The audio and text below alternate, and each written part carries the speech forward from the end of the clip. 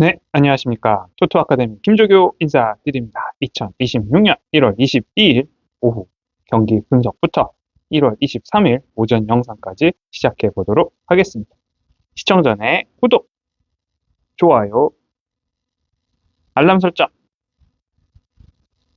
한 번씩만 꼭꼭 부탁드립니다. 구독, 좋아요, 알람 설정은 김조교가 열심히 하는데, 이 방송을 유지하는데 최고의 응원이라고 생각해 주시면 되겠습니다. 그리고 항상 말씀드립니다. 저희 스터디방 실제 경기 시간, 분석 영상, 시간 차이가 있을 수밖에 없습니다. 그래서 저희 스터디방 멤버십, 유튜브 멤버십을 통해서 이 시간 차이를 줄여서 최적의 의견을 드리고 있습니다. 저희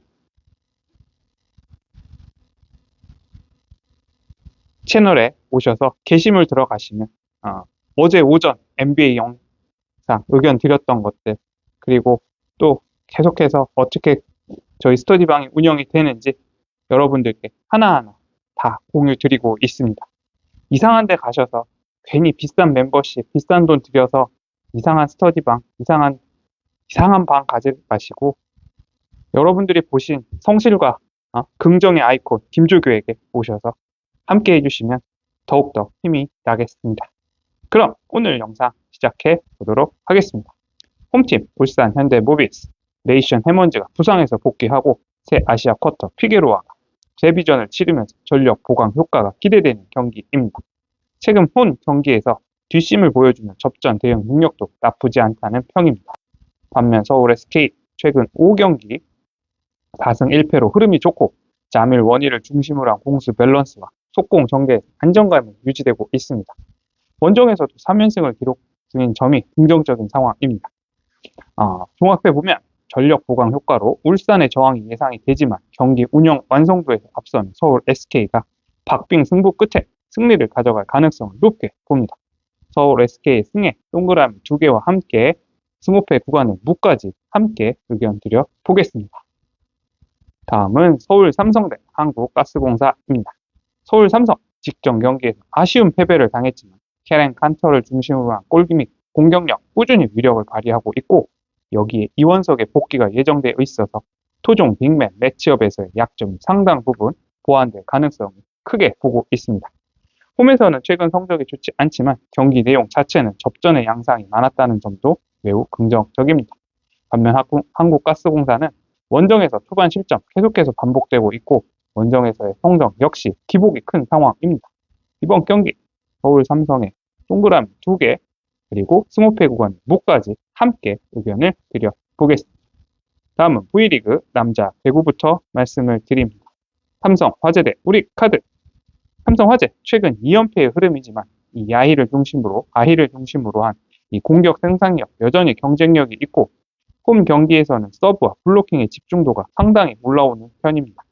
아웃사이더 히터 득점이 분산이 관건이라고 보고 있고 높이 대응과 마무리에서 반등 여지도 충분한 상황입니다.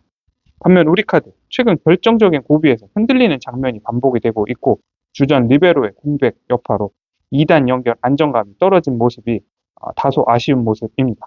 이번 경기 삼성 화재의 프렌에 동그라미 2개 별표까지 드려보면서 오버 함께 의견을 드려보겠습니다. 다음은 한국도로공사 대 IBK 기업은행입니다. 한국도로공사 최근 4경기 3승 1패의 흐름 속에 공격과 수비 밸런스 매우 안정적이고 특히 정규 시즌 홈에 12연승을 기록할 만큼 홈의 경기 집중도도 매우 높은 상황입니다. 모마와 강소희를 중심으로 한 득점 분산 매우 잘 이루어지고 있고 중앙 블로킹과 서브 압박도 효과적으로 작동하고 있는 상황입니다. 반면 IBK 기업은행 최근 연승이 끊긴 이후에 체력 부담과 함께 범실이 드러나는 모습이 나타나고 있고 원정에서는 경기 후반 집중력 저하가 변수로 작용하고 있는 상황입니다. 이번 경기 한국도로공사의 승리 강하게 의견을 드려보면서 언더까지 함께 의견을 드려보겠습니다. 다음은 페이노르트 대 슈트름그라치 죄송합니다. 다시 한번 말씀. 페이노르트 대 슈투름그라치입니다. 이번 경기 의견을 드려보겠습니다. 페이노르트는 양 측면을 활용한 폭넓은 절개와 황인범의 정교한 킥, 우에다의 박스 상황까지 더해져서 홈에서 경기 흐름 주도할 수 있는 조건을 충분히 갖추고 있는 상황입니다. 반면 스트럼그라츠는 중앙 밀집도는 높지만 폭과 전환에서 구조적인 리스크가 분명하기 때문에 시간이 지날수록 사이드 커브와 박스 안 관리가 부담이 되는 상황입니다. 그래서 이번 경기 페이노르트의 승에 별표 2개 의견을 드려보면서 3.5 기준, 핸디가 좀 애매하게 잡힌 것 같다는 의견입니다. 이번 경기는 페이노르트의 승에 보셔도 가장 안정적이라고 의견 드려보겠습니다. 핸디, 다음에 언어버는 패스하도록 하겠습니다. 다음은 페네르바체 대 아스톤 빌라입니다. 네. 페네르바체, 공격적인 색채가 분명하지만 더블 볼란치와 2선 전진이 겹치는 구간에 수비 밸런스가 무너질 여지가 큰 팀입니다. 반면 아스톤 빌라, 하프 스페이스 침투 패턴과 세트피스 전략이 정교하게 정리되어 있어서 준비된 전술로 상대의 약점을 찌를 수 있는 여유를 갖추고 있습니다. 그래서 이번 경기 아스톤 빌라의 프렌에 동그라미 2개 별표까지 말씀을 드려보면서 오버까지 함께 의견을 드려봅니다. 다음은 파우크 대 유로파리그 파우카 대 베티스 경기입니다. 파우크 같은 경우는 공격에서 지브코비치와 콘스탄티아스를 중심으로 나쁘지 않은 패턴을 보여주고 있지만 전환 수비와 간격 관리에서 드러나는 구조적 약점이 부담으로 남아있는 상황입니다. 반면 베티스, 파블로 포르나스의 인터셉트, 그리고 안토니의 킬패스, 에르난데스의 문전 움직임을 결합해서 적은 패스 횟수로도 골키퍼와 1대1 상황을 자주 만들어낼 수 있는 역습 완성도를 갖추고 있습니다. 유로파 리그 특유의 템포, 원정 변수까지 감안했을 때 이 경기 베티스가 미들존에서 인터셉트와 빠른 전환을 앞세워 흐름 잡고 결과까지 가져갈 가능성을 높게 바라봅니다. 이번 경기 베티스의 승 하나만 보셔도 충분한 경기 될 것 같고 오보까지 세모 의견 드려보겠습니다. 다음은 풀젠 대 빅토리아 풀젠 대 포르투 경기입니다. 풀젠은 3백과 윙백의 숫자를 활용해서 수비 인원을 최대한 확보하려 하겠지만 전개 템포와 하프 스페이스 커버에서 구조적인 부담을 안고 있는 상황입니다. 반면 포르투는 점유율을 바탕으로 볼이 있는 쪽에서 수적 우위를 만들고 사무 오모론디언의 포스트 플레이와 2선 침투를 곁들여서 다양한 공격 루트 가동이 가능한 상황입니다. 그래서 이번 경기 포르투의 승리에 별표 의견 드려보면서 2.5 기준 오버까지 함께 의견을 드려봅니다. 다음은 영보이스 대 리옹 경기입니다. 영보이즈는 홈의 이점과 측면, 크로스 패턴을 앞세워서 승부를 걸겠지만 강한 압박에 노출되는 순간 빌드업이 흔들리고 세컨볼 경쟁에서 밀릴 여지가 큽니다. 반면 리옹, 톨리소를 중심으로 한 중원 구조와 술추, 모레이라, 도아, 그리고 후반 교체까지 활용해서 전방 압박과 전환 속도를 90분 내내 유지할 수 있는 팀입니다. 이번 경기 리옹의 승에 별표 2개 의견을 드려보면서 이번 경기도 오버까지 함께 의견을 드려봅니다. 다음은 프라이부르크 대 마캅 텔 아비브 경기입니다. 프라이부르크는 후반으로 갈수록 공격 템포를 끌어올리며 그리포와 에게슈타인의 축으로 박스 안팎을 동시에 흔드는 구조를 갖추고 있습니다. 반면 마카비 텔 아바비는 긴 이동 거리와 타이트한 일정 속에서 경기력 유지가 쉽지 않은 조건이라 후반으로 갈수록 수비 집중력과 간격 관리에서 균열이 생길 여지를 크게 봅니다. 이번 경기 1마인에 강하게 의견을 드려보면서 나머지는 안정적으로 보시는 분들은 패스하시는 게 좋을 것 같다는 의견입니다. 다음은 볼로냐 대 셀틱 경기입니다. 볼로냐는 후방 빌드업과 중원 템포 조절 그리고 임모빌레의 박스한 움직임까지 3박자가 맞아 떨어지면서 안정적인 공격 구조를 갖추고 있습니다. 반면 셀틱 장거리 이동에 따른 피로와 전방 압박 강도 저하라는 변수를 안고 경기에 임해야 하는 상황이다 보니 평소 리그에서 보여주던 에너지 넘치는 축구를 그대로 재현하기가 쉽지 않을 거라고 예상해 봅니다. 이번 경기 볼로냐의 승에 별표 2개 의견을 드려보면서 이번 경기는 언더 의견을 드려보겠습니다. 다음은 말메 대 츠르베나 즈베즈다 경기입니다. 말메는 홈의 분위기를 등에 업고 전방에서 적극적으로 승부를 걸려고 하겠지만 라인을 올릴수록 세트피스와 수비와 세트피스 수비와 세컨볼 정리에서 드러나는 약점이 더욱 크게 부각되는 경기가 예상이 됩니다. 반대로 치르베나 지베지다는 아르나우토비치의 박스 장악력, 카타이의 킥 퀄리티, 그리고 조직적인 세트피스 패턴을 앞세워 적은 찬스에서 골을 만들어낼 수 있는 팀입니다. 때문에 이 경기 점유율이 아니라 디테일, 특히 세트피스와 공중볼 싸움의 완성도에서 앞서는 치르베나 지베지다가 승리할 거라고 의견을 강하게 드려보면서 이번 경기는 오버 함께 의견을 드려봅니다. 다음은 브란 대 미트윌란 경기입니다. 브란은 홈에서 공격적인 4-3-3을 앞세워 한두 번은 흐름을 끌어올리겠지만 유로파리그 유럽 대항전에서 요구되는 템포와 압박 수준을 90분 내내 버티기에 어려운 구조적인 한계가 보여집니다. 반면 미트윌란, 빌링을 중심으로 경기 속도 조절하고 프란쿨리누와 브루마도 주니어의 전방 조합을 통해서 점유와 직선적인 공격을 오가며 상대 수비를 지치게 만들 수 있는 카드를 충분히 보유하고 있습니다. 그래서 이번 경기 미트윌란의 승에 강하게 의견을 드려보면서 이번 경기 오버까지 함께 의견을 드려봅니다. 다음은 AS 로마 대 슈투트가르트 경기입니다. AS 로마는 퍼거슨을 중심으로 마니콘의 엘 샤라이까지 박스 주변에 밀집시키면서 컵백과 세컨드 침투를 반복해서 상대 수비 라인을 흔드는 전개에 강점이 있습니다. 반면 슈투트가르트는 운다브의 골 결정력과 역습 한두 방은 분명히 위협적이지만 라인을 내리고 버티는 시간이 길어질수록 박스 앞, 옆 공간과 세컨볼 대처에서 불안 요소가 커질 수밖에 없습니다. 그래서 이번 경기 AS 로마의 승에 별표 2개 의견을 드려보면서 언더까지 함께 의견을 드려봅니다. 다음은 레인저 FC 대 루도고레츠 경기입니다.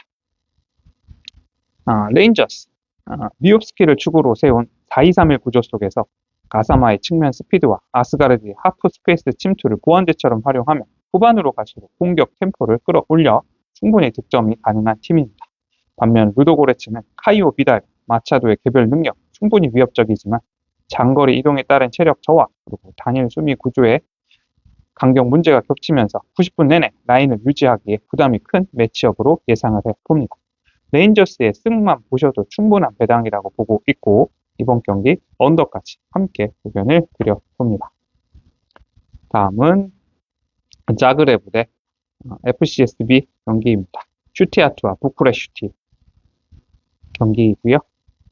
디나모 자그레브는 드레나 벨료를 축으로 세우고 스토이코비치와 돌파와 류비치치의 세컨드 침투를 결합해서 후반 하프 스페이스 공략 빈도를 극단적으로 끌어올리는 팀입니다.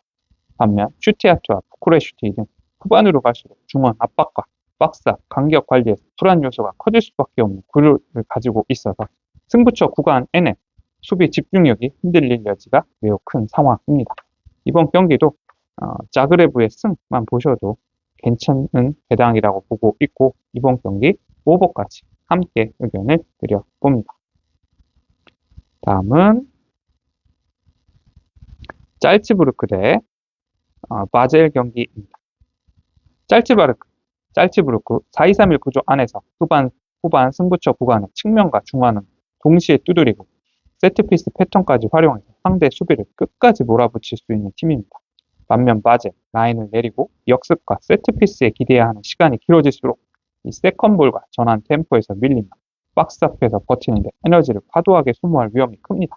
그렇기 때문에 이번 경기 짤츠부르크의 승 하나만 보셔도 충분한 배당이라고 보고 있고 이번 경기는 언더 의견을 함께 드려봅니다. 다음은 브라가 대 노팅엄 경기입니다. 브라가 초반에는 엘 우아자이니와 나바로 알리아가를 앞세워서 사이드와 박스를 동시에 공략하며 분위기를 잡을 수 있겠지만 시간이 지날수록 중원 압박과 라인 유지에서 흔들릴 가능성을 안고 있습니다. 반면 노팅엄 후반으로 갈수록 허드슨 오도이의 직선적인 돌파와 낮은 크로스, 깁스 화이트의 하프 스페이스 침투, 이고르 제수스의 박스 점유까지 결합되면서 한 번의 경기를 뒤집을 수 있는 구조를 갖추고 있습니다. 이번 경기 노팅엄의 승리 하나만 보셔도 충분한 배당이라고 보고 있고 이번 경기 함께 오버까지 함께 의견을 드려봅니다. 다음 페렌치바로시 대 파나티나이코스입니다. 페렌치바로스는 후반 막판으로 갈수록 상대 진영 깊숙한 지역에서 속도를 한 단계 더 끌어올리며 조셉의 돌파, 그리고 카니초프스키의 침투, 바르가의 골무달 움직임을 연쇄적으로 이어갈 수 있는 힘을 가지고 있습니다. 반면 파나시나이코스는 중원 전개와 볼 소유에서 강점을 보이지만 경기 후반 측면 수비와 세컨볼 처리에서 집중력이 떨어지는 구간이 나타날 여지가 적지 않습니다. 이번 경기 페렌치바로스의 승리 하나만 보셔도 충분한 배당으로 보고 있고 오버까지 함께 의견을 드려봅니다. 다음은 니스 대 고에드 이글스입니다. 니스는 알리초와 오베이아의 스피드, 은돈벨레의 하프스페이스 장악을 중심으로 후반으로 갈수록 공격 패턴이 정교해지는 팀이라고 보시면 됩니다. 반면 고에드 이글스는 전환 상황과 세트피스에서는 매우 날카롭지만 라인 유지력과 후반 체력 관리에서 약점이 반복되고 있어서 점유를 바탕으로 템포를 조절하는 팀을 상대로는 리스크가 크게 드러날 수 있는 상황입니다. 니스의 승에 동그라미 2개 별표까지 드려보면서 이번 경기 오버까지 함께 의견을 드려봅니다. 다음은 셀타비고 대 릴 경기입니다. 셀타비고 이아고 아스파스를 중심으로 전개와 마무리를 동시에 설계하고 후반에는 하프스페이스 공략 비중을 높이며 승부를 던질 수 있는 팀입니다. 반면 릴, 지루에게 의존하는 전개 루트가 강해서 패턴이 어느 정도 예측 가능하고 셀타비고의 하프스페이스가 침투가 살아나는 순간 수비 라인이 계속 시험대에 오를 수밖에 없는 상황입니다. 이번 경기 셀타비고의 승 하나만 보셔도 충분한 배당 가져가실 수 있을 것 같고 오버까지 함께 의견을 드려보았습니다. 다음은 위트레이트 대 행크 경기입니다. 위트레이트 시간을 들여 상대 수비 간격이 벌어지는 순간을 잡아내고 미겔 로드리게스의 컷백, 그리고 제키엘의 하프스페이스 침투로 박스 안팎을 동시에 흔들 수 있는 팀입니다. 행크는 전력상 만만치 않지만 라인을 올려야 하는 상황에서 전환 수비와 간격 관리에 부담을 안고 들어가는 만큼 후반 세컨볼 싸움에서 밀리는 순간 흐름이 한 번에 기울 수 있는 상황이 전개될 거라고 예상을 해봅니다. 이번 경기 위트레이트의 프렌에 별표 2개 의견을 드려보면서 오버까지 함께 의견을 드려보겠습니다. 네, 이렇게 아마 오늘 그리고 내일 오전 영상까지 분석 영상까지 드려본 것 같습니다. 다시 한번 구독, 좋아요, 알람 설정 여러분들께 부탁을 드리고요. 여러분들께 정말 성실과 긍정으로 최고의 분석 영상 지속하고 스터디방도 잘 운영하겠다고 약속을 드리면서 이상으로 방송을 마치도록 하겠습니다. 토토 아카데미 김조규였습니다. 시청해 주셔서 대단히 감사합니다. 감사합니다.